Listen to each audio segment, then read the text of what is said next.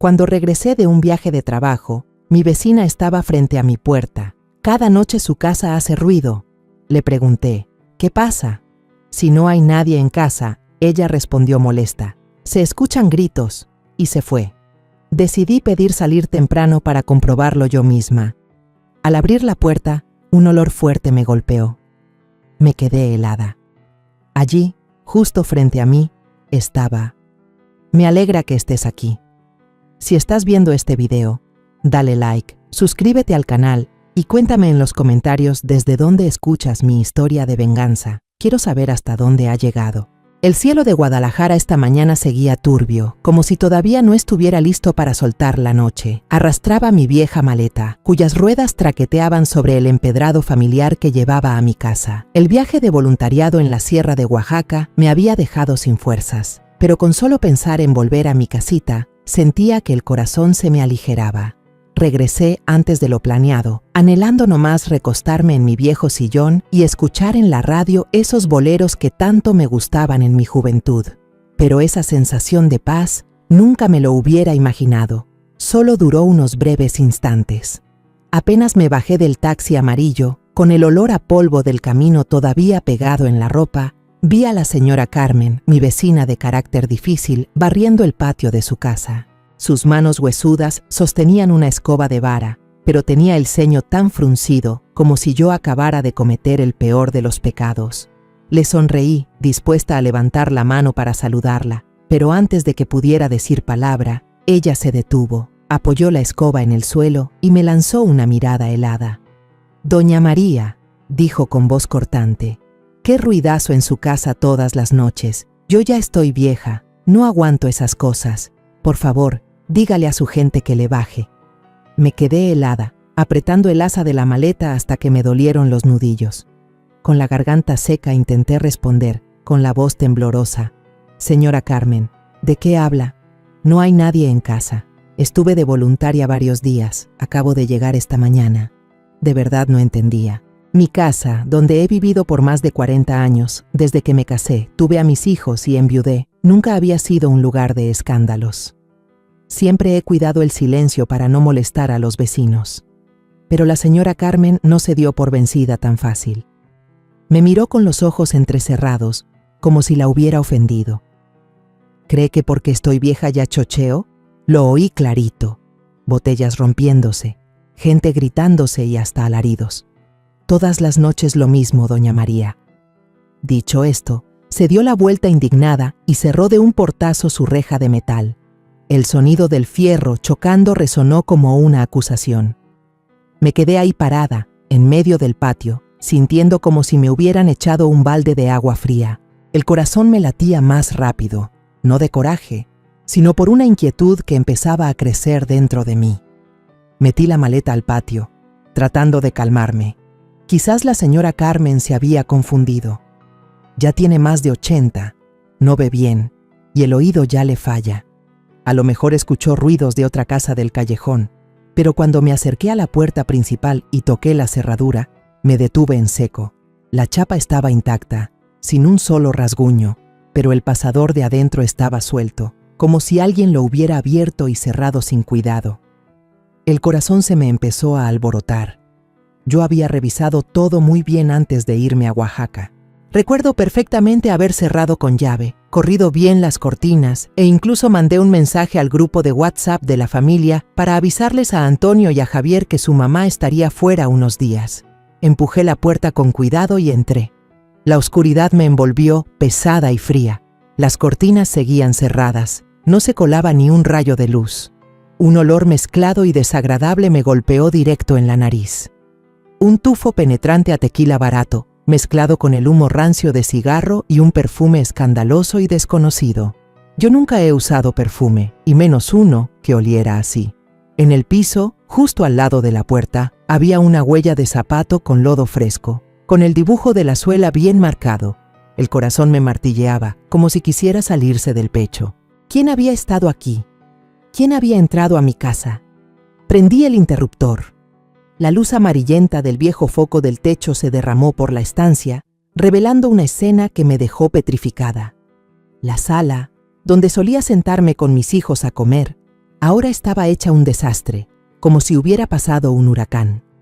Sobre la mesita de centro de madera, varios vasos de vidrio estaban tirados, uno de ellos todavía con una mancha de labial rojo intenso, un color que yo jamás usaría. Un cenicero de cerámica rebosaba de colillas a medio apagar y el olor a humo todavía flotaba en el aire. Los muebles estaban movidos, como si un montón de gente se hubiera amontonado ahí, riendo, comiendo y bebiendo.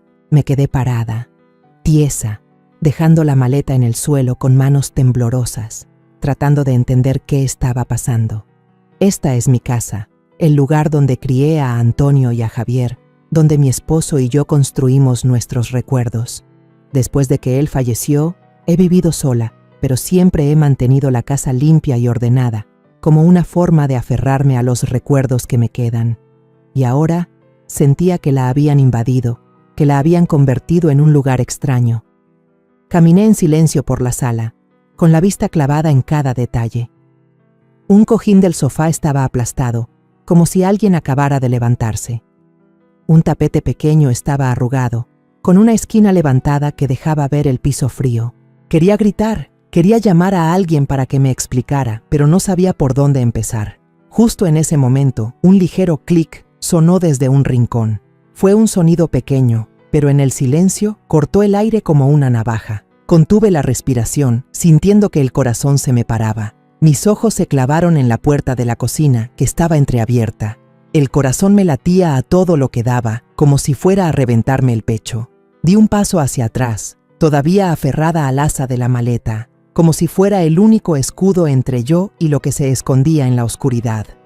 Esta casa, donde he vivido más de 40 años, de repente se sentía ajena, como una amiga de toda la vida que de pronto te da la espalda. Traté de calmarme, respiré hondo, pero el olor a tequila y el humo rancio de cigarro seguían envolviéndome, mareándome. Avancé de puntitas hacia la puerta de la cocina, de donde había salido el clic. Cada paso era una batalla contra el miedo que crecía dentro de mí. La puerta de la cocina estaba entreabierta. La rendija era suficiente para que la oscuridad de adentro se asomara, fría y misteriosa. La empujé con fuerza y la puerta rechinó al abrirse, revelando una cocina vacía. Ni un alma. Solo una silla de madera tirada, con una pata rota y pedazos de vidrio esparcidos por el piso de mosaico. La luz que entraba por la ventana se reflejaba en los vidrios rotos, que brillaban como si contaran una historia que yo no entendía. Me acerqué, me agaché y recogí un trozo grande de vidrio. Era el fondo de un vaso, de esos baratos que yo nunca compraría. Sentí otra punzada en el corazón. ¿Quién estuvo aquí? ¿Quién convirtió mi cocina en este desastre? Salí corriendo al patio trasero, donde la puerta que da al jardín de limoneros estaba sin seguro, meciéndose con el aire de la mañana. Debajo del viejo limonero, donde solía sentarme a jugar con mis hijos cuando eran pequeños, había varios trozos de papel de aluminio hechos bola, junto a una bolsa de plástico negra y arrugada. Me agaché y los recogí con manos temblorosas. La bolsa estaba vacía, pero el extraño olor a químicos que desprendía me dio un escalofrío. Saqué mi celular, tomé unas fotos a toda prisa, sin saber para qué. Solo sabía que necesitaba pruebas, algo a lo que aferrarme en medio de esta confusión.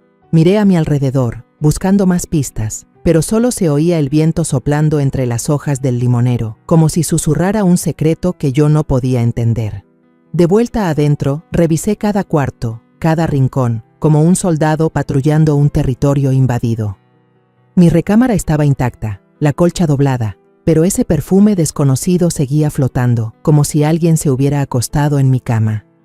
El cuarto de Antonio y Javier, aunque nadie lo usaba desde hacía mucho, tampoco tenía nada fuera de lo normal, excepto por un pañuelo arrugado metido debajo de la cama de Javier. Lo recogí y vi una mancha de labial rojo intenso, otra vez ese color.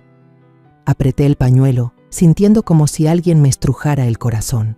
Regresé a la sala y abrí las ventanas de par en par, esperando que el aire fresco se llevara el olor a encerrado. Pero en ese momento, escuché los susurros de unas vecinas que pasaban. Otra vez el escándalo. Todas las noches es lo mismo. Sus voces eran bajas, pero filosas como cuchillos, y se me clavaron en el orgullo. Cerré la ventana de golpe y corrí las cortinas, sintiendo una mezcla de vergüenza y confusión que me hundía como una ola. Mi casa, de la que siempre estuve tan orgullosa por lo decente que era, ahora era el chisme de las vecinas, como si fuera un nido de malvivientes. Me dejé caer en el sofá, cubriéndome la cara con las manos, tratando de contener las lágrimas que querían salir. Desde que mi esposo falleció hace 10 años, aprendí a vivir sola. Antonio, mi hijo mayor, se fue de Guadalajara para trabajar como ingeniero en la Ciudad de México. Es un hombre ocupado, solo llama de vez en cuando para ver cómo estoy, siempre con prisa en la voz. Lucía, su esposa, es igual. Sus llamadas son cortas, por compromiso, como si fuera una obligación. Javier, mi hijo menor, es policía en Morelia, siempre enredado con sus turnos interminables. No culpo a mis hijos, ellos tienen su propia vida, pero yo siempre trato de mantener el contacto, de conservar un poco del calor de la familia a través de los mensajes de WhatsApp. Antes de cada viaje de voluntariado, siempre les escribo en el grupo familiar: hijos, me voy de voluntaria de tal día a tal día, no vayan a pasar por la casa porque no va a haber nadie. Lo hago para que estén tranquilos, para que sepan que su mamá está bien, que encuentra alegría ayudando a la gente necesitada en la iglesia.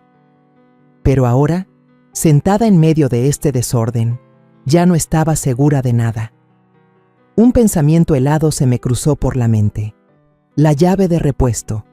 Se la había dado a Antonio, a Javier y también a Lucía, por si había alguna emergencia. Confiaba en ellos. Creía que respetarían esta casa tanto como yo. Pero, ¿y si uno de ellos había entrado, si había causado todo este desastre? La idea me hizo temblar. No, no podían ser Antonio o Javier. Son buenos hijos, siempre han respetado a su madre. Pero, ¿y Lucía? Ella siempre ha sido un poco distante, como si mantuviera una barrera que no me dejaba acercarme. Sacudí la cabeza, tratando de alejar ese pensamiento. Lucía es mi nuera, la mujer que Antonio ama. No puedo acusarla así como así. Me dejé caer en el sofá, sintiendo bajo mi mano el cojín que todavía olía a ese perfume barato. El reloj digital del viejo estéreo seguía parpadeando, como si alguien lo hubiera prendido y se hubiera olvidado de apagarlo. Tomé uno de los vasos de la mesita y miré de cerca la mancha de labial rojo brillante. Ese color era ajeno, pero se sentía como una acusación, una señal de que mi casa había sido profanada. Dejé el vaso, con la mano temblorosa, intentando ordenar las piezas de este rompecabezas en mi cabeza. Me levanté y empecé a caminar de un lado a otro en la sala, buscando una explicación lógica. ¿Habrán sido unos ladrones? Pero no. La chapa no estaba forzada. No había señales de que hubieran palanqueado la puerta. O un grupo de jóvenes traviesos que se metieron a una casa vacía para hacer de las suyas. Pero ¿por qué la mancha de labial, el perfume y todos esos vasos? Todo era demasiado específico, demasiado vívido, como si aquí se acabara de celebrar una fiesta a la que no fui invitada. Me detuve frente a la foto familiar colgada en la pared.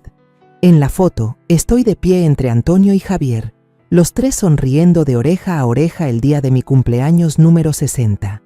Mi esposo, que en ese entonces todavía vivía, está detrás, con su mano en mi hombro y una mirada tierna. Esa foto es todo lo que tengo, la prueba de los días felices de esta familia.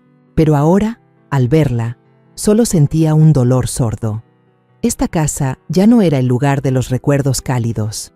Se había convertido en un lugar extraño, un lugar que ya no reconocía. Me senté de nuevo, saqué el celular y revisé el grupo de WhatsApp de la familia. El último mensaje que mandé antes de irme a Oaxaca seguía ahí, sin respuesta. Quería llamarle a Antonio, preguntarle si sabía algo, pero me dio miedo. Miedo de que la respuesta destrozara la poca confianza que me quedaba. Quería llamarle a Javier, pero sabía que estaba ocupado, probablemente de guardia en Morelia. Al final, me quedé ahí sentada, abrazando el cojín con el olor a perfume extraño, sintiéndome perdida en la misma casa que por tantos años llamé mi hogar. Una verdad terrible empezó a tomar forma, tan clara como la luz amarillenta que iluminaba la habitación. Mi casa no había estado vacía mientras yo no estaba. Alguien había estado aquí, convirtiendo este lugar en su patio de juegos. A la mañana siguiente, los primeros rayos de sol se colaron por la rendija de la cortina, iluminando el piso que todavía guardaba las huellas del desorden. Desperté con una sensación de pesadez, como si la noche anterior hubiera sido solo una pesadilla. Pero el olor a tequila y cigarro seguía en el aire, recordándome que todo era real. Abrí las cortinas, tratando de respirar un poco de aire fresco, pero mi mente era un enredo. Esta casa, donde antes encontraba paz, ahora era un acertijo que no sabía por dónde empezar a resolver. Decidí sacar la basura, esperando que hacer algo rutinario me ayudara a calmarme. Al abrir el bote de basura del patio, mis ojos se toparon con cosas que no pertenecían a este lugar. Botellas vacías de cerveza Corona, varias latas abolladas de Red Bull y cajetillas de cigarros de marcas extranjeras que nunca había visto. Un encendedor de metal se cayó, brillando bajo el sol. Lo recogí y le di vueltas en la mano. Tenía el logo de un bar ruidoso del centro de Guadalajara, El Fuego Loco, un lugar del que solo había oído por los chismes de las vecinas sobre fiestas que duraban hasta el amanecer. Sentí otra punzada en el corazón. ¿Quién trajo estas cosas aquí? ¿Quién convirtió mi casa en este basurero? Puse el encendedor sobre la mesita de centro, le tomé una foto y abrí el grupo de WhatsApp de la familia. Mis dedos temblaban mientras escribía el mensaje. Hijos, parece que alguien se metió a la casa mientras no estaba. ¿Alguno de ustedes pasó y se le olvidó avisarme? Adjunté la foto del encendedor, de las botellas de cerveza y de la mancha de labial en el vaso de ayer. Por dentro, rogaba por una explicación sencilla, que todo fuera un malentendido, que Antonio o Javier hubieran pasado y se les olvidó decirme, pero en el fondo sabía que la verdad no podía ser tan fácil. El teléfono vibró casi al instante. Era Antonio. Su respuesta en el mensaje de voz sonaba tan apurada como siempre. No fui yo, mamá. Estoy hasta el cuello con un proyecto en la Ciudad de México. No he ido en toda la semana. Lucía también ha estado trabajando todo el tiempo. Dudo que haya podido pasar. No te preocupes de más. De todos modos, le pregunto a Lucía. Leí el mensaje sintiendo como si una piedra me aplastara el pecho. Si no fue Antonio, y tampoco Lucía, ¿entonces quién? Javier todavía no había visto el mensaje. Seguro estaba en su turno en Morelia. Quise llamarle de inmediato, pero me detuve. Javier es policía. Él sabría qué hacer si le contaba todo. Pero no quería molestarlo. No quería que pensara que su mamá ya está vieja y se asusta por cualquier cosita. Pensé en escribirle a Lucía, pero dudé. Antonio ya había hablado por ella y no quería tensar más la relación ya de por sí frágil que tenía con mi nuera. Lucía siempre mantuvo una distancia conmigo, por más que yo intenté acercarme. Sonreía mucho, pero su sonrisa nunca le llegaba a los ojos, como si escondiera algo. Sacudí la cabeza, tratando de alejar esas ideas. No podía dejar que las sospechas me nublaran el juicio. Al mediodía, mientras limpiaba la mesita de centro, apareció la señora Carmen. Se paró afuera de la reja, con una regadera en la mano, pero su mirada era filosa como una navaja. «Doña María», me llamó. Su voz ya no era tan agresiva como la mañana anterior, pero seguía llena de reproche. «Yo no quiero problemas, pero toda la semana su casa ha sido un escándalo que no deja dormir. Un día hasta había un montón de jóvenes desconocidos, todos tatuados, que trajeron hasta bocinas a su casa. Y hasta una camioneta, fíjese». Fruncí el ceño y me acerqué a la reja. «¿Una camioneta?», pregunté, con la voz entrecortada. La señora Carmen asintió con firmeza, como para dejar claro que no estaba inventando nada. «Así es, unos hombres musculosos bajando unas cajas de cartón grandes a su casa. Yo los vi con mis propios ojos, en plena madrugada. Si no me cree, pregúntele a don Miguel, el de la tiendita de la esquina». Dicho esto, se dio la vuelta para seguir regando sus plantas, como si se hubiera quitado un peso de encima. Las palabras de la señora Carmen fueron como una puñalada. ¿Camioneta? ¿Cajas de cartón? ¿Jóvenes tatuados? Intenté mantener la calma, pero mi cabeza daba vueltas con tantas preguntas. Corrí a la tiendita de don Miguel, ese hombre bueno que les vendía dulces a Antonio y a Javier desde que eran niños. Estaba sentado detrás del mostrador leyendo el periódico, pero en cuanto me vio, lo bajó y me sonrió amablemente. «Doña María, qué milagro. ¿Cómo ha estado?» «Don Miguel», lo interrumpí, con la voz agitada. «La señora Carmen dice que usted vio una camioneta frente a mi casa. ¿Es verdad?» Don Miguel asintió. Su rostro se puso serio. «Así es, una camioneta blanca, con las placas todas borrosas, se estacionó frente a su casa en la madrugada. Me asomé y vi que estaban metiendo unas cajas de cartón. Hasta pensé que había rentado la casa o algo». Hizo una pausa y me miró preocupado. «¿Pasa algo malo, doña María?» «Claro que no», respondí, con la garganta seca. «Gracias, don Miguel. Voy a averiguar». Regresé a casa, con el corazón pesado como si cargara una roca. Cada paso resonaba con inquietud. Mi casa, que yo creía inviolable, ahora era como un libro abierto a la fuerza, revelando páginas secretas que no quería leer. Al llegar a casa, decidí registrar todo de nuevo, con más cuidado. Abrí cada cajón, revisé cada rincón, como un detective en mi propia casa. Debajo de la escalera, en un lugar al que rara vez le prestaba atención, encontré una bolsa de tela vieja metida en la oscuridad. Me temblaban las manos al sacarla. Adentro había varias cajetillas de cigarros de marcas raras, junto con unas bolsitas de plástico vacías que todavía tenían un fuerte olor a químicos. Me senté en el suelo, mirando la bolsa, sintiendo que había encontrado una pieza de un rompecabezas horrible.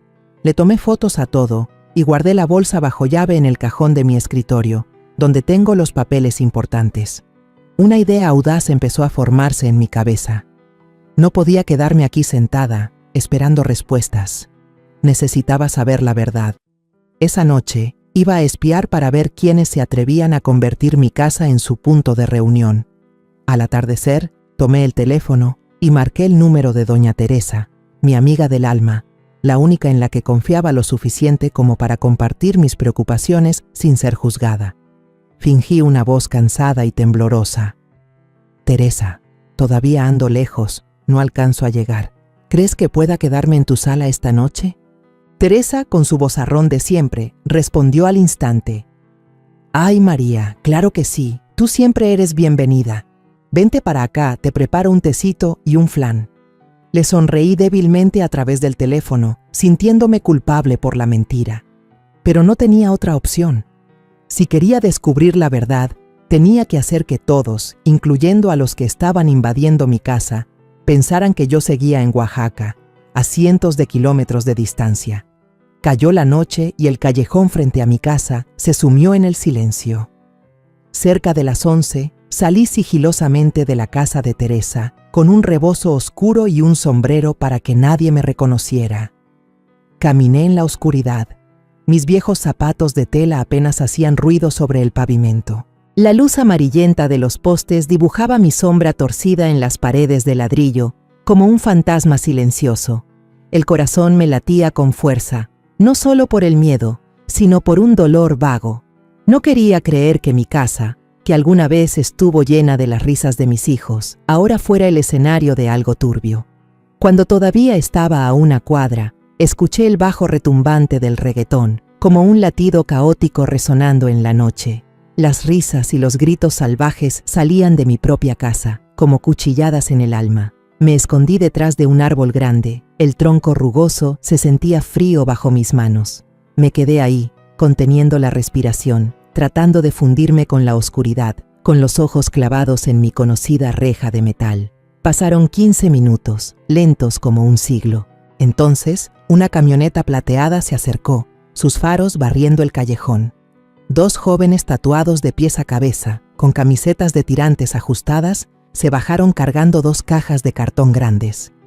Se movían rápido, como si estuvieran acostumbrados a esto. La puerta de mi casa se abrió de golpe. Una muchacha con un vestido cortísimo y el pelo recogido en una coleta alta salió a recibirlos. La luz de adentro iluminó su rostro. El corazón se me detuvo. Era Lucía, mi nuera. Tenía una sonrisa coqueta en los labios, una cerveza en la mano y los ojos brillantes, como si estuviera borracha. Abrazó el brazo de uno de los jóvenes con una familiaridad que me dio un escalofrío. «Pásenle», ¡Apúrense!, gritó su voz chillona, resonando por encima de la música. Me quedé petrificada, aferrándome al árbol, sintiendo que el suelo se abría bajo mis pies. Lucía, a quien yo había considerado como una hija, a quien Antonio amaba, estaba ahí, en mi propia casa, como la cabecilla de un juego peligroso. Desde adentro, una voz grave de hombre retumbó. ¡Muévanle, que los clientes ya casi llegan por la mercancía! Entrecerré los ojos, tratando de ver por la rendija de la puerta. La sala estaba brillantemente iluminada. Una docena de personas estaban reunidas, riendo y gritando.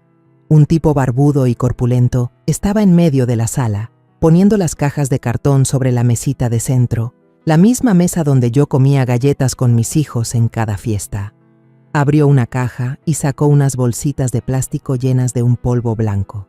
No soy ingenua. Sabía lo que era.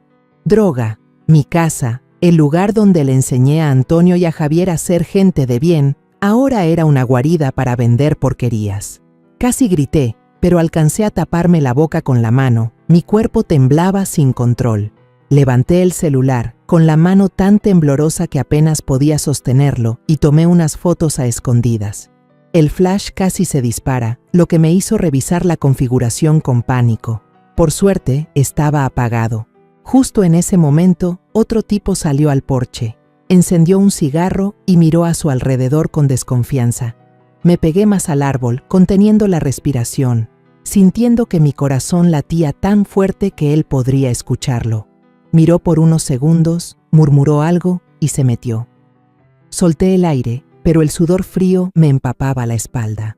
La música volvió a sonar, mezclada con el choque de botellas y una voz que gritaba: ¡Salud! ¡Por una noche de buena venta! Las risas estallaron, como si celebraran una victoria en mi propia tierra. Me quedé ahí, en la oscuridad, sintiéndome como una extraña, expulsada de la casa que yo misma construí. Desconocidos entraban y salían, como fantasmas en una pesadilla. Un joven con una mochila, con aire sigiloso, entró a la casa y a los pocos minutos salió a toda prisa, abrazando una bolsita. Luego arrancó su moto y desapareció en la noche. El rugido del motor se mezcló con las risas escandalosas de adentro, el sonido de botellas chocando y el grito emocionado de una mujer, como si celebraran un triunfo del que yo no podía saber. Cada sonido, cada imagen, era como una puñalada en el corazón. Esta era mi casa, donde les enseñé a mis hijos a amarrarse las agujetas, donde les cantaba para dormirlos, y ahora la habían convertido en un nido de depravación. La rabia y la decepción estallaron dentro de mí, ahogando el miedo que me había mantenido paralizada.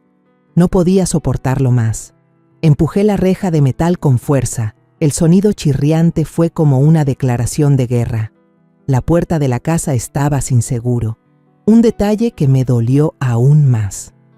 Le di una patada a la puerta, y la luz cegadora de la sala me golpeó en la cara, junto con el olor a humo, tequila y ese olor a químicos que sabía que no era de nada bueno. La escena frente a mí me dejó sin aliento. El sofá estaba chueco, una esquina tocando el suelo, como si lo hubieran arrastrado a propósito. Unas muchachas jóvenes, vestidas con muy poca ropa, estaban tiradas en los sillones y en el piso, riendo sin pudor. Sobre la mesita de centro, donde yo solía poner platos de galletas caseras para mis hijos, ahora había un caos. Botellas de tequila, mezcal y latas de cerveza rodando, mezcladas con bolsitas de plástico abiertas llenas de polvo blanco. Lucía estaba en medio de la sala, con un micrófono en la mano. Sus ojos brillaban. No sabía si por el alcohol o por algo más. Estaba cantando, su voz chillona siguiendo el ritmo del reggaetón, como si este fuera el escenario de una fiesta de lujo y no la casa de su suegra. No pude contenerme más. ¡Lucía!, grité. La voz se me quebró por la furia, por el dolor que me desgarraba el pecho. «¿Y todos ustedes, qué están haciendo en mi casa?». Mi grito fue como una piedra lanzada a un lago en calma, y toda la habitación se quedó en silencio. La música se apagó de golpe, solo quedó el zumbido de la bocina. Todas las miradas se clavaron en mí, desde las muchachas hasta los hombres tatuados, pero no me importó. Miré directamente a Lucía, a quien una vez consideré mi hija, a quien le confié la llave de mi casa. Lucía tartamudeó. Su cara se puso pálida como un fantasma, y el micrófono se le cayó de las manos, haciendo un clac seco en el suelo. ¿Mamá? ¿Qué? ¿Qué hace aquí a estas horas? Pensé que regresaba en unos días. Su voz temblaba, pero no vi arrepentimiento en ella, solo el pánico de alguien a quien han cachado en la movida. El tipo barbudo, el mismo que vi abrazando a Lucía en la puerta, dio un paso al frente, tiró su cigarro al suelo, lo aplastó con el pie y sonrió con desdén. «Tranquila, señora», dijo. Su voz era grave pero burlona. «Solo es una fiestecita, no es para que se ponga así». Se encogió de hombros, como si mi presencia fuera una molestia insignificante.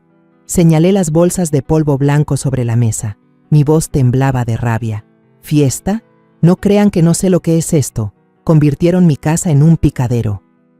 Mis palabras fueron como fuego. Ya no era la madre buena, la mujer de 70 años que solo se dedicaba al voluntariado. Era una madre defendiendo su hogar, defendiendo lo más sagrado de su vida. Todos se echaron a reír, sus risas cortaban como navajas mi orgullo. El tipo barbudo dio otro paso, con una mirada insolente. Esta viejita salió brava, pero bueno, déjenla que grite, no puede hacer nada. Se volteó hacia los demás y les hizo una seña. Sigan la fiesta, no dejen que nos la arruine. Temblorosa, saqué mi celular. Mis dedos se deslizaron torpemente sobre la pantalla buscando el número de la policía. «Voy a llamar a la policía ahora mismo», grité. Mi voz aguda resonó en la habitación. El tipo barbudo, a quien ahora escuché que una muchacha llamó Diego, se abalanzó para quitarme el teléfono. Pero retrocedí, más rápido de lo que creí posible. «¡Lárguense de mi casa!», aullé, apretando el celular como si fuera lo único que me mantenía en pie. Lucía, desesperada, corrió hacia mí y me agarró del brazo. Las lágrimas corrían por sus mejillas, arruinando su maquillaje cargado. «Mamá, por favor, no llame, déjeme explicarle». Su voz estaba ahogada, pero ya no le creía nada. Le quité la mano de encima y la miré a sus ojos brillantes, que ahora solo reflejaban desesperación. «Tú los dejaste entrar, ¿verdad?», pregunté, con una voz fría como el hielo. El aire en la habitación se volvió denso, como si el tiempo se hubiera detenido. Solo quedaba el zumbido de la música de fondo, recordándome que todo esto era real, aunque yo solo quería que desapareciera. Justo cuando la tensión estaba a punto de estallar, la puerta principal se abrió de nuevo de golpe. El rechinido de las bisagras sonó como una advertencia. Antonio, mi hijo mayor, entró, todavía con el portafolio de cuero que siempre llevaba. Su rostro, ya cansado por el largo viaje desde la Ciudad de México, se convirtió en una máscara de piedra al ver la escena. La sala inundada de alcohol, humo de cigarro y extraños con miradas insolentes. Las muchachas con poca ropa, las botellas rodando por el suelo y las bolsitas de polvo blanco sobre la mesita de centro. Todo era como una pintura horrible para la que nadie lo había preparado. La mirada de Antonio se detuvo en Lucía, su esposa, con ese vestido cortísimo, parada en medio de hombres desconocidos. Vi cómo su mundo se derrumbaba en ese instante. Sus ojos, que normalmente brillaban con la confianza de un ingeniero exitoso, ahora estaban vacíos, como si le hubieran drenado toda la fe. El portafolio se le cayó de la mano, haciendo un pum seco que resonó en el silencio. «Lucía», su voz se quebró, temblando como la de un niño herido. «¿Qué es esto? ¿Qué demonios estás haciendo aquí?». Lucía levantó la vista, con los ojos enrojecidos, y tartamudeó. «¿Cómo? ¿Cómo es que llegaste?». Intentó ponerse de pie, pero las piernas no le respondieron y se tambaleó. Antonio la miró, su voz temblaba de ira y dolor. «Regresé antes para darte una sorpresa, pero no estabas en la casa, así que vine aquí, pensando que mamá sabría dónde estabas. Ahora explícame, ¿qué es todo esto?». Sus palabras eran como cuchillos, no solo para Lucía, sino que se clavaron también en mi propio corazón. Me quedé ahí, impotente, viendo a mi hijo, al que crié con tanto esfuerzo, enfrentarse a una traición tan amarga. Uno de los tipos del grupo, uno de pelo rizado y camiseta de tirantes, soltó una carcajada burlona. «¿Qué tal la sorpresa, compa?», Tu esposa solo nos está ayudando a pasar un buen rato. Se encogió de hombros, como si todo fuera una broma inofensiva. Su risa fue como echarle gasolina al fuego de la ira de Antonio. Se abalanzó hacia él con los puños apretados y la cara roja, listo para golpearlo. ¿Qué acabas de decir?, rugió Antonio. Su voz retumbó, acallando los murmullos de los demás. Lucía se apresuró a interponerse, abrazando a Antonio, con las lágrimas corriendo por su rostro, su voz ahogada. Mi amor, escúchame, no es lo que piensas.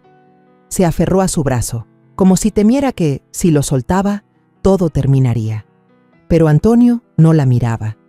Sus ojos estaban clavados en el tipo del pelo rizado, y luego se desviaron hacia las bolsas de polvo blanco en la mesa. Vi cómo le temblaban los hombros, no solo de rabia, sino por el dolor de un esposo que acaba de descubrir la verdad sobre la mujer que ama. Me acerqué y puse una mano en el hombro de Antonio, tratando de detenerlo. «Cálmate, hijo», le dije. Mi voz temblaba, pero intenté que sonara firme. «Deja que hable». No quería que Antonio hiciera una tontería. Sabía que estaba sufriendo, pero yo también necesitaba respuestas. Necesitaba entender por qué Lucía, a quien consideraba mi hija, pudo hacerle esto a nuestra familia. Diego, el tipo barbudo, se dejó caer en un sillón, se sirvió un trago de tequila, se lo bebió de un golpe y nos miró con una indiferencia helada. «Tu esposa solo nos prestó la casa un rato», dijo, con un tono monótono, como si contara algo sin importancia. «No hagas un drama, amigo. Solo es una reunión, nada más». Esbozó una sonrisa torcida, como si nuestra presencia fuera solo una pequeña molestia. Antonio rugió, su voz a punto de estallar. «¿Prestar? Están convirtiendo la casa de mi madre en un basurero». Señaló la mesita de centro, donde los paquetes de polvo blanco estaban a la vista como una acusación innegable. «¿Y esto qué es? No me digas que es solo una fiesta». Antonio dio un paso adelante, pero lo sujeté con fuerza, temiendo que no pudiera controlarse y se lanzara a los golpes. Lucía se desplomó en el suelo, llorando y temblando. Su voz se quebró. «Por favor, mi amor, mamá, no llamen a la policía. Yo les voy a contar toda la verdad». Se abrazó las rodillas, con el pelo revuelto, como alguien atrapado en un huracán sin salida. La miré y mi corazón se encogió. Quería creer que tenía una razón, que no había traicionado a esta familia a propósito. Pero lo que había visto, su sonrisa coqueta en la puerta, la forma en que abrazaba a Diego y esas bolsas de polvo blanco, todo era como un martillo que destrozaba mi confianza. Antonio y yo nos miramos, sin decir nada, pero supe que ambos estábamos pensando lo mismo. La verdad que Lucía estaba a punto de contar sería aún más amarga que lo que ya habíamos presenciado. Se quedó sentada en el suelo. Con el rímel corrido por su cara pálida y el pelo revuelto, parecía que un huracán le había pasado por encima. Antonio estaba inmóvil, con los puños tan apretados que los nudillos se le pusieron blancos. Su mirada hacia Lucía ya no era de ira, sino de un dolor profundo, como si le hubieran estrujado el corazón. Yo estaba ahí, en medio de la habitación que alguna vez fue mi hogar, sintiéndome como una extraña presenciando el derrumbe de mi propia familia. Las bolsitas de polvo blanco sobre la mesa, el olor a tequila y los murmullos de esa gente eran como cuchilladas que me recordaban que esta casa, donde enseñé a mis hijos a amarrarse las agujetas, donde les cantaba para dormirlos, se había convertido en una guarida de criminales. Intenté que mi voz sonara tranquila, aunque por dentro sentía un tsunami de rabia y decepción. «Habla, Lucía», le dije, con la voz temblorosa pero firme. «Cuéntalo todo. Nos debes a Antonio y a mí la verdad». La miré a los ojos, esperando encontrar algo de la muchacha que una vez consideré mi hija, pero sus ojos rojos solo reflejaban pánico y desesperación. Lucía sollozó, su voz ahogada, como si cada palabra fuera una puñalada que se daba a sí misma. «Yo le debo mucho dinero a Diego», susurró, con la cabeza gacha, sin atreverse a mirarnos. «Empecé a apostar en línea. Al principio era solo por diversión, pero luego perdí muchísimo. Diego me encontró y me dijo que si no le pagaba, Iba a destruir mi reputación, la de toda la familia. Él sabe que Antonio es ingeniero, sabe que Javier es policía. Tuve mucho miedo, mamá. Su voz se rompió, como la de una niña perdida, pero ya no sentía sinceridad en ella, solo la desesperación de alguien acorralado. Antonio rugió, su voz a punto de estallar.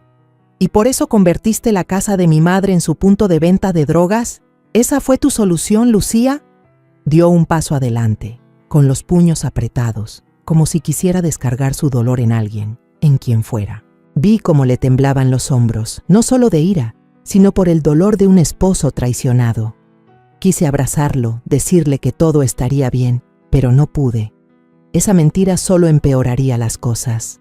Lucía agachó la cabeza. Las lágrimas caían sobre el piso de mosaico. Al principio, solo pensé en prestarles la casa para que se juntaran un par de veces, dijo, con voz temblorosa. Solo unos amigos, unas copas. Pensé que no era nada grave, pero luego empezaron a abusar, a traer esas cosas. Señaló las bolsitas de polvo blanco, su voz se apagó.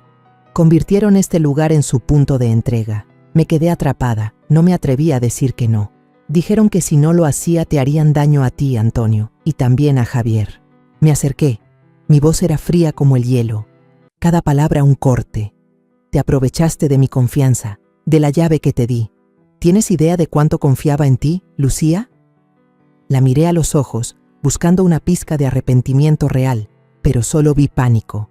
La confianza que le di ahora estaba hecha pedazos, como los vasos rotos y las colillas en el suelo.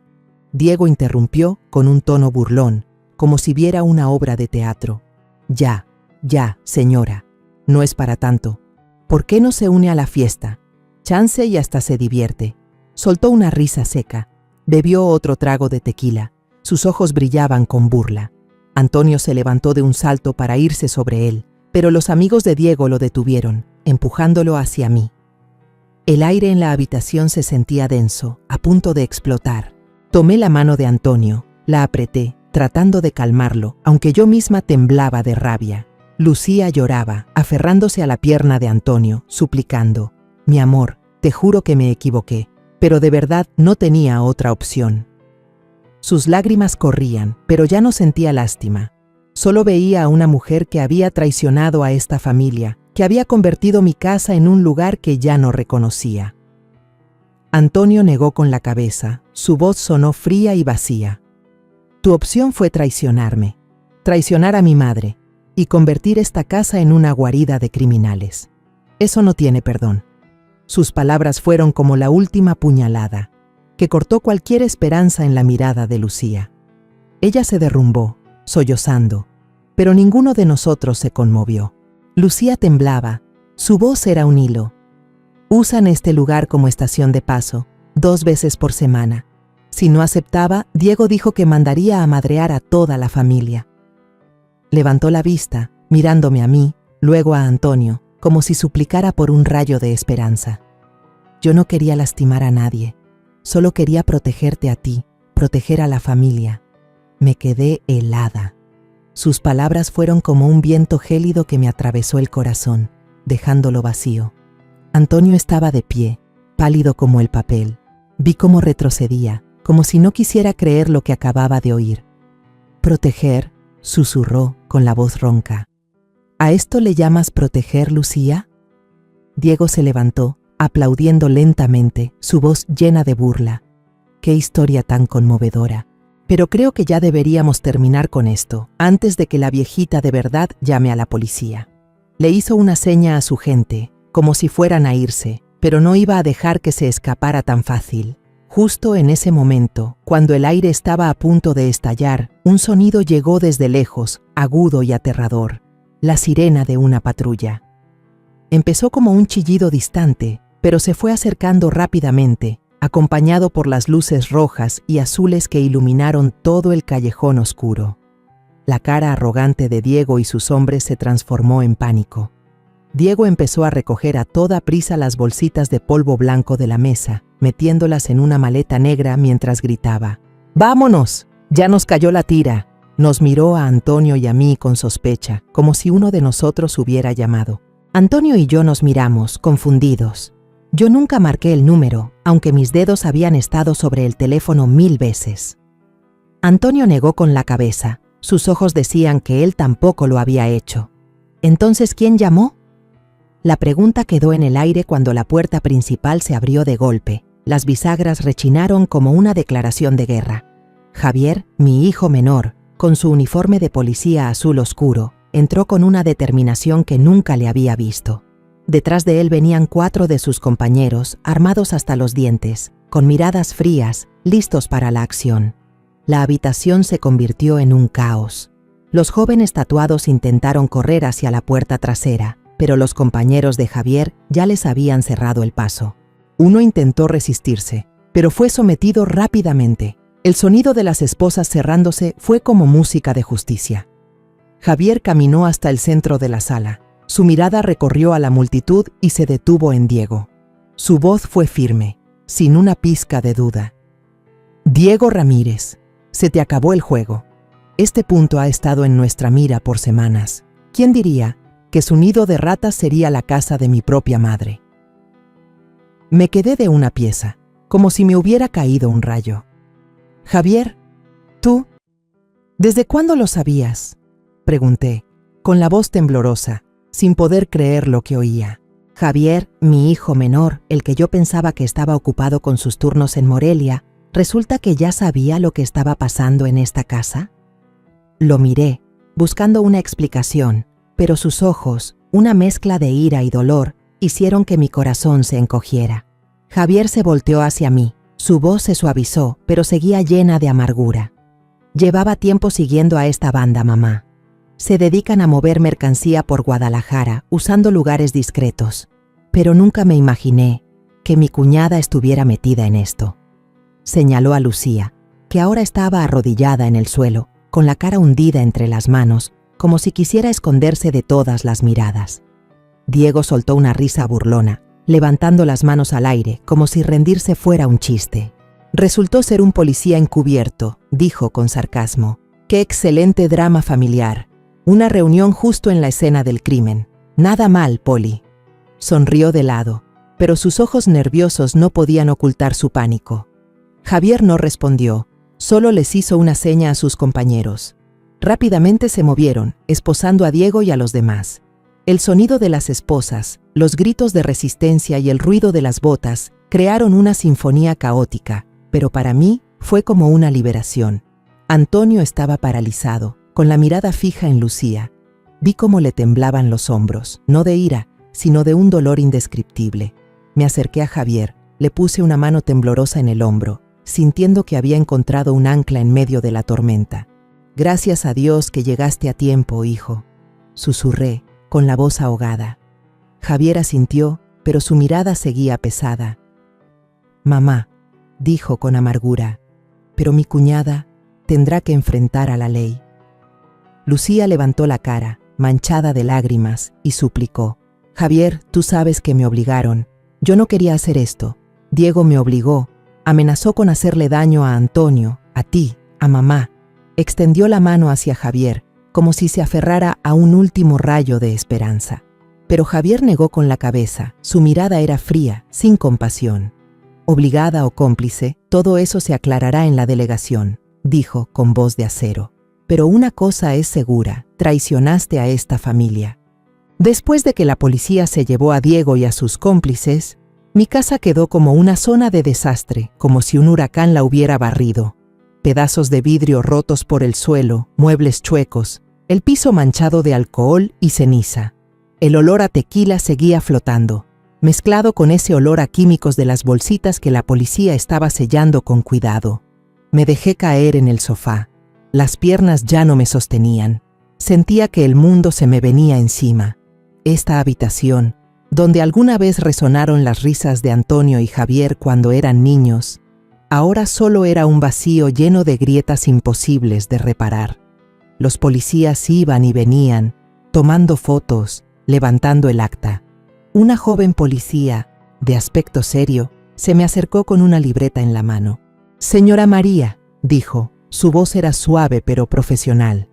«¿Quién le dio la llave a la señora Lucía?» Esa pregunta fue como una puñalada directa al corazón. Cerré los ojos, respiré hondo, tratando de que no me temblara la voz. Fui yo, respondí, con la voz ronca. Yo le di la llave, porque confiaba en ella.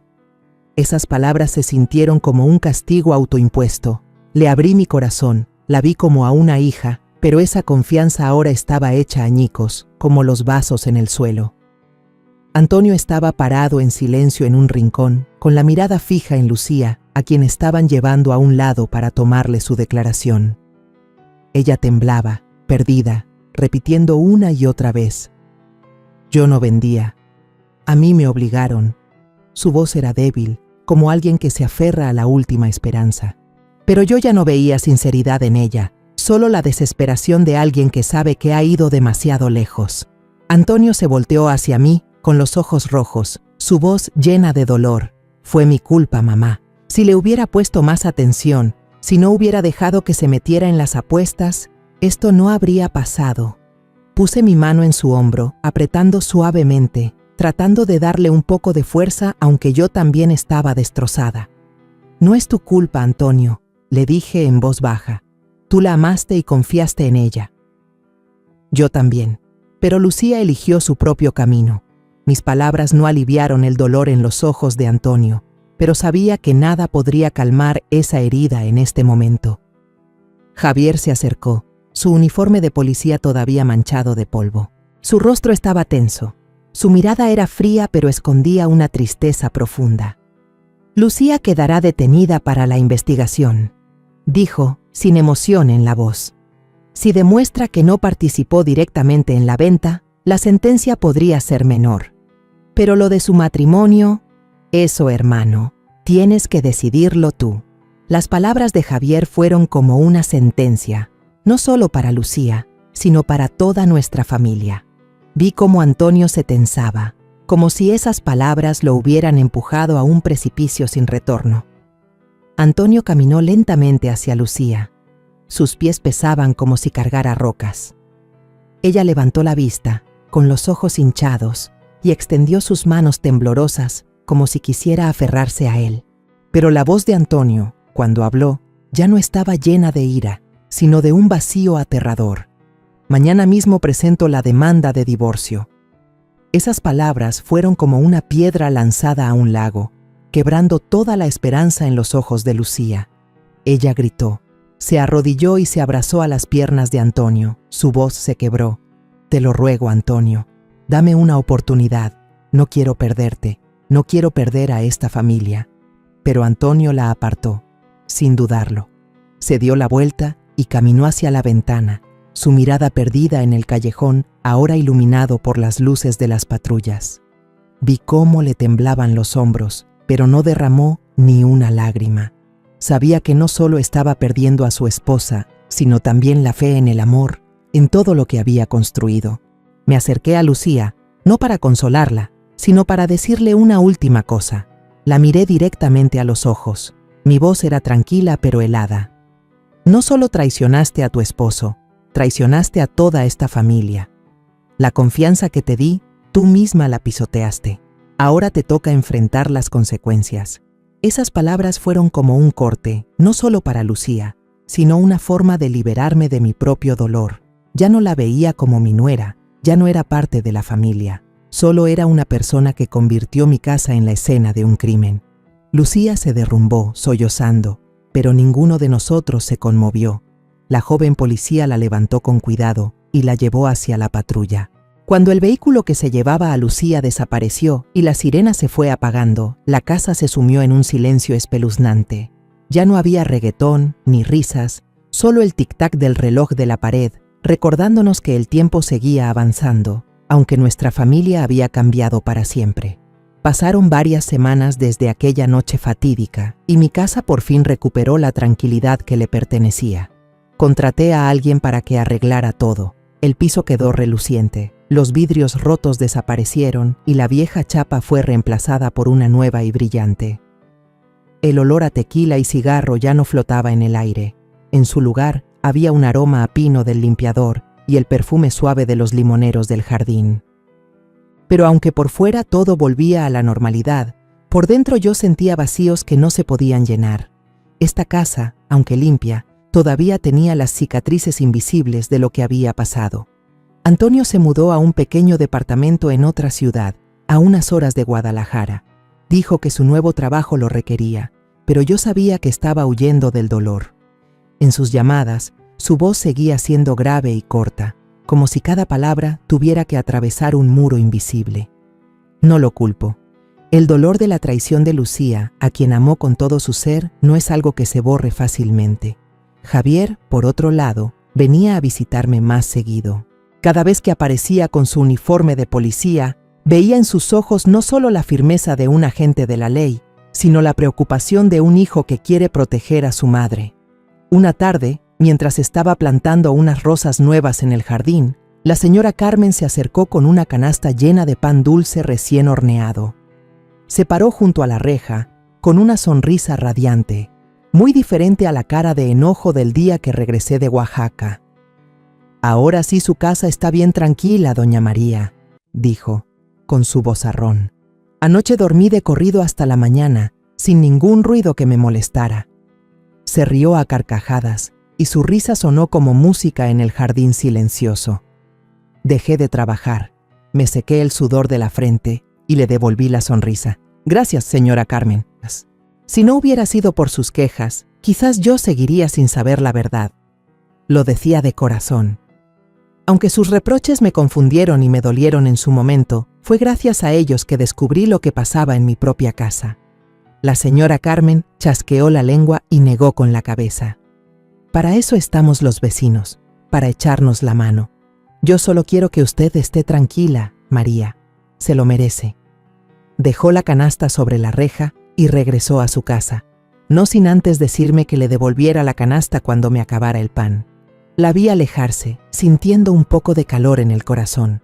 Aunque mi familia se había roto, vecinos como la señora Carmen seguían siendo parte de esta vida, como los viejos limoneros del jardín, siempre ahí, firmes y constantes. Esa noche me senté sola en la sala, ahora limpia y acogedora como antes. La luz amarilla de la lámpara del techo iluminaba la foto familiar en la pared. En la foto, mi esposo, Antonio, Javier y yo sonreíamos, pero ahora esa sonrisa era solo un recuerdo lejano. Abrí mi celular, entré al grupo de WhatsApp de la familia y mi dedo dudó sobre la pantalla. Finalmente, escribí un mensaje corto. «Estoy bien. Gracias a los dos por estar siempre conmigo». Lo envié sin esperar una respuesta inmediata, pero a los pocos minutos, Antonio reaccionó con un corazón rojo. Javier, desde algún lugar de Morelia, mandó una foto suya de guardia con el texto: «Cuídese mucho, mamá». Miré alrededor de la casa, que alguna vez fue un escenario de caos y ahora solo respiraba paz. Pero esta tranquilidad no era como la de antes. No era la paz de los viejos tiempos, cuando oía las risas de mis hijos o las historias de mi esposo después de la cena. Esta era una calma que cargaba un dolor, como una melodía triste que sonaba dentro de mí.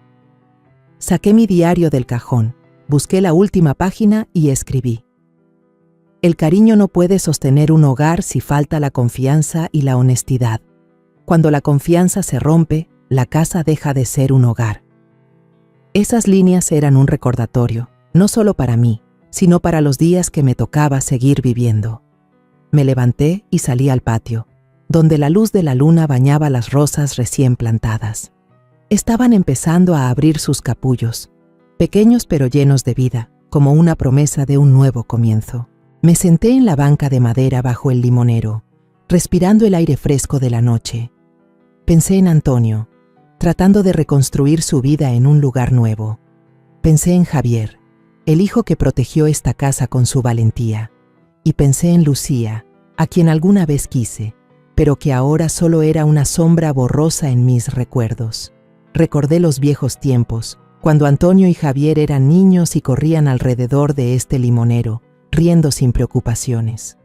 En esos días, creí que mi familia sería para siempre fuerte, como el viejo árbol que nunca se caía. Pero la vida, como las rosas del jardín, a veces necesita que la arranquen de raíz, que la poden, para poder florecer de nuevo. No sé si Antonio podrá perdonar a Lucía o si encontrará una nueva felicidad. No sé si Javier superará el dolor de haber tenido que arrestar a su propia cuñada. Pero sí sé una cosa, yo, María, sigo aquí. Todavía tengo esta casa y todavía tengo estas rosas que empiezan a brotar bajo la luna. Entré, apagué la luz y dejé que la oscuridad me envolviera. Pero esta vez, la oscuridad no me dio miedo. Era un lugar para descansar, para pensar y para prepararme para lo que viniera. No puedo borrar las cicatrices que dejaron Lucía y Diego, pero puedo aprender a vivir con ellas, así como el viejo limonero del jardín sigue de pie después de tantas tormentas. Cerré los ojos y susurré una oración. Que mis hijos encuentren la paz y que a mí me des la fuerza para seguir adelante. A la mañana siguiente me levanté temprano, me preparé una taza de café y salí a regar las rosas. El sol de la mañana se filtraba por las hojas del limonero, dibujando manchas de luz en la tierra. Sonreí, una sonrisa ligera, como si sintiera un poco de esperanza. Esta casa, aunque rota, seguía siendo mía, y la convertiría en un hogar de nuevo, no aferrándome al pasado, sino abrazando el futuro, un día a la vez. De todo lo que viví, aprendí una cosa. Un hogar no se construye solo con ladrillos, cemento o recuerdos, sino con la confianza y la honestidad entre los seres queridos. Cuando la confianza se traiciona, la casa, por más entera que esté, se convierte en un espacio frío y vacío. Quiero decirles a todos que no tomen a la ligera el valor de la sinceridad, porque una sola mentira, una sola traición, es suficiente para destrozar a toda una familia. Valoren y cuiden la verdad y el cariño, porque esa es la única base para que un hogar exista de verdad. La historia que acabas de escuchar ha sido modificada en nombres y lugares para proteger la identidad de los involucrados. No la contamos para juzgar, sino con la esperanza de que alguien escuche y se detenga a pensar, ¿cuántas madres están sufriendo en silencio dentro de su propia casa? De verdad me lo pregunto. Si estuvieras en mi lugar, ¿qué harías? ¿Elegirías el silencio para mantener la paz? ¿O te atreverías a enfrentarlo todo para recuperar tu propia voz? Me gustaría saber tu opinión, porque cada historia puede ser una vela que ilumine el camino de otros. Dios siempre bendice, y estoy segura de que la valentía nos llevará a días mejores.